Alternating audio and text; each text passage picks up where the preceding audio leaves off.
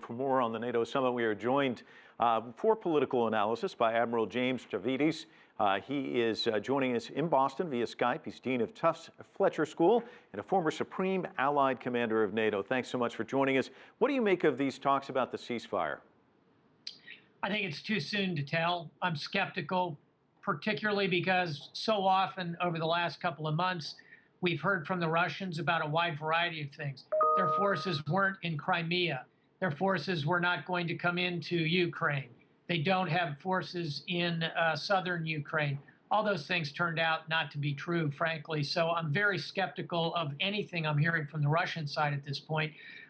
Like everyone else, I'm hopeful that we can get to a ceasefire and get to diplomacy and negotiation. But doing it with Russian troops advancing on Ukrainian cities seems to me an unlikely path to a ceasefire. Admiral, let me ask you a little bit about NATO, because you obviously were deeply involved in it. Some, of course, in recent years have called it irrelevant.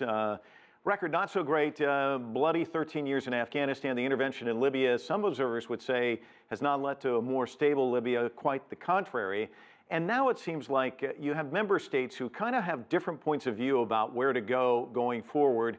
And there are even reports that privately, British Prime Minister David Cameron is growing frustrated with the reluctant U.S. president, trying to kind of outline his strategic thinking. So give us your thoughts on what's going to happen in Wales. I think there'll be four key topics on the table. The first is the one we're talking about, which is Ukraine, but particularly the broad path forward on the relationship between NATO and Russia. Second, it'll be Syria, the rise of the Islamic State. Let's not forget everything happening in Syria and Iraq is happening on the border of NATO because Turkey has an 800-kilometer border along that entire very destabilized region. We will be talking about Afghanistan.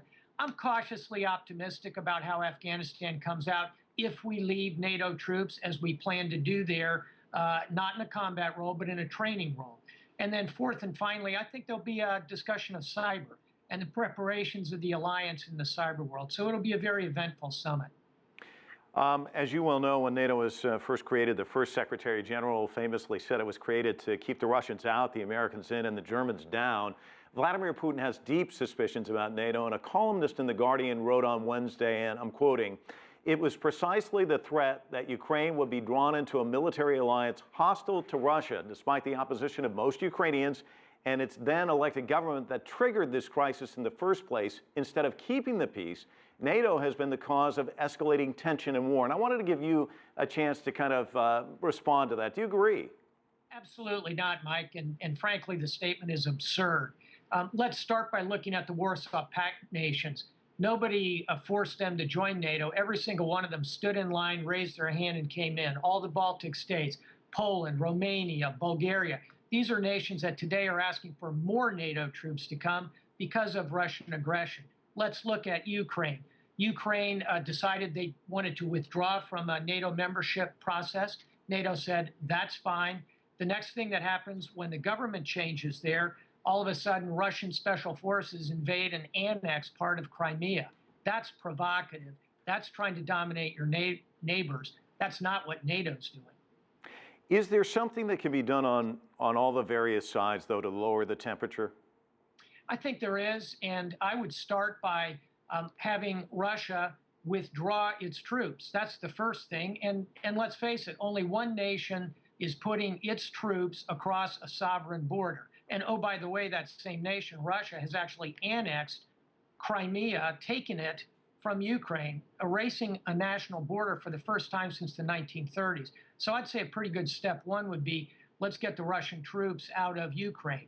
I think step two would be for the Ukrainian forces and the resistance, if you will, to come to a ceasefire and try and have a negotiated settlement that would preserve the rights of the Russian minority within Ukraine. That's a legitimate concern.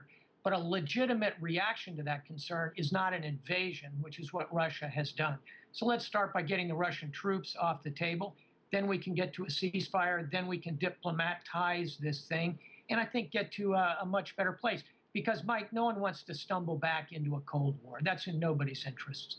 Admiral James Stavridis joining us from Boston and Tufts University. Thank you so much.